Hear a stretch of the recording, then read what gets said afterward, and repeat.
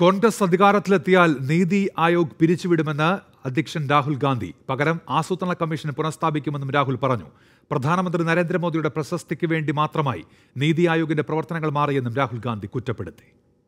സ്വതന്ത്ര ഇന്ത്യയിൽ വികസന പദ്ധതികൾ നടപ്പാക്കുന്നതിന് പ്രധാനമന്ത്രിയായിരുന്ന ജവഹർലാൽ നെഹ്റു 1950 രൂപീകരിച്ചതാണ് ആസൂത്രണ കമ്മീഷൻ. നരേന്ദ്രമോദി അധികാരത്തിലെത്തിയതിനു ശേഷം പ്ലാനിംഗ് കമ്മീഷൻ പിരിച്ചുവിട്ട് നീതി ആയോഗ് രൂപീകരിക്കുകയായിരുന്നു. നീതി ആയോഗിന്റെ പ്രവർത്തനങ്ങൾക്കെതിരെ കോൺഗ്രസ് അടക്കമുള്ള പ്രതിപക്ഷ പാർട്ടികൾ ആക്ഷേപങ്ങൾ ഉന്നയിച്ചിരുന്നു. വികസന സൂചികകളിൽ കൃത്രിമം കാണിക്കുന്നുവെന്നായിരുന്നു പ്രധാന ആക്ഷേപം. ഈ സാഹചര്യത്തിലാണ് അധികാരത്തിലെത്തിയാൽ നീതി ആയോഗ് പിരിച്ചുവിടുമെന്ന് രാഹുൽ ഗാന്ധി പ്രഖ്യാപിച്ചത്.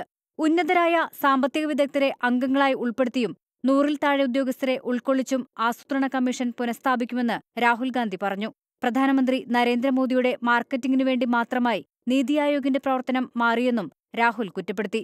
ലോക്സഭാ തെരഞ്ഞെടുപ്പിന് മുന്നോടിയായി കോൺഗ്രസിന്റെ സാമ്പത്തിക നിലപാട് വ്യക്തമാക്കുന്നതാണ് ഈ പ്രഖ്യാപനവും. കഴിഞ്ഞ ദിവസം പാവപ്പെട്ട കുടുംബങ്ങൾക്ക് മാസം 12,000 രൂപ മിനിമം വരുമാനം ഉറപ്പാക്കുന്ന ന്യായ് പദ്ധതി പ്രഖ്യാപിച്ചിരുന്നു. വരും ദിവസങ്ങളിൽ രാഹുലിന്റെ പ്രഖ്യാപനം കൂടുതൽ ചർച്ചയായേക്കും. 24 ഡൽഹി.